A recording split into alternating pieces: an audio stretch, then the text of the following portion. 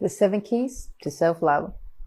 One of the main reasons I would say that mental health is so rapidly declining around the world at this time is society's aversion to pain, aging, and death. Stay with me till the end, as I will share with you the 7 main keys to real joy and self-love. We used to look up to our elders and nurse them in our homes, where they remained until they died, and then we buried them or burned them, and as a family we cried our eyes out together, comforting each other. And we gave birth at home without any painkillers, and we killed and skinned our own food. We lived in big families and tight-knit communities where it was obvious if someone was sad or sick or suffering. Then after the Industrial Revolution and the consumer society kicked in, with advertising, the happy ever after fairy tales and soap operas, social media, all glorifying these superficial narcissistic values. Most of us, we walk through life with blinders on.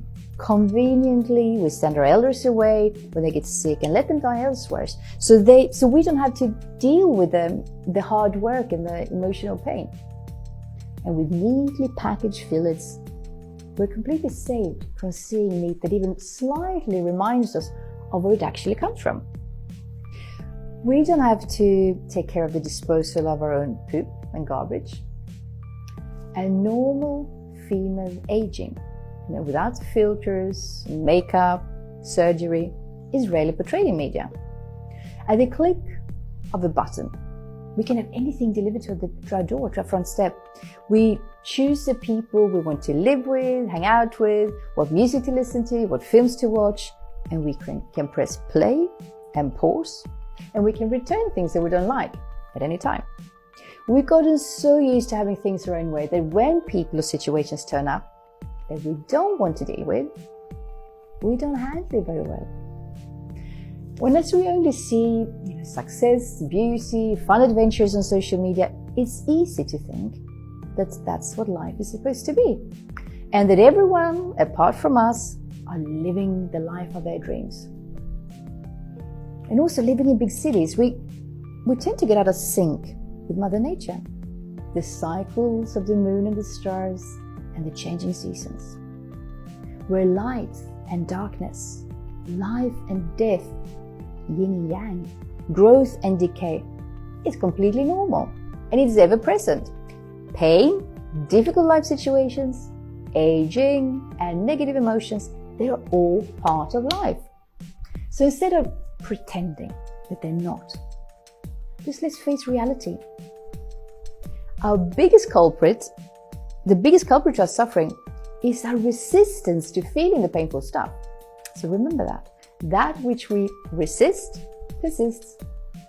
It's time to stop perpetuating the idea that life is supposed to be this fairy tale with a happy ever after, and instead learn how we can deal with the difficult life situations, as well as understand how we can heal from the trauma that we've experienced. I'm now going to share with you the main 7 keys that help me go from terrified, anxious, and desperate, suffering from post-traumatic stress syndrome, to experiencing self-love, inner joy, and calm, despite the fact that my traumatic life situation went from bad to worse. So, 1, deprogramming, the process of unlearning and de-identifying with things that other people have told me about myself, others, and the world.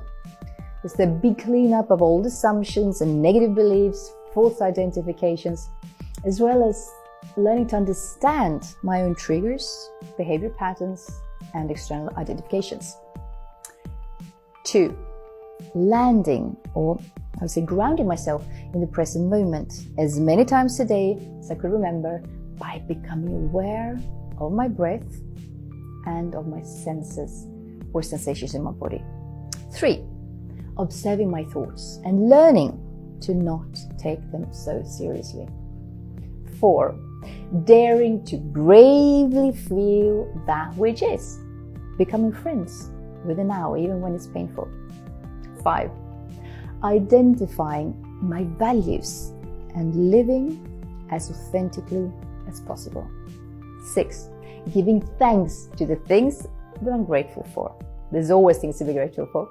7, getting to know my essence, focusing on the conscious presence, the subject that is experiencing and observing everything, instead of getting caught up with and identified with all the external objects.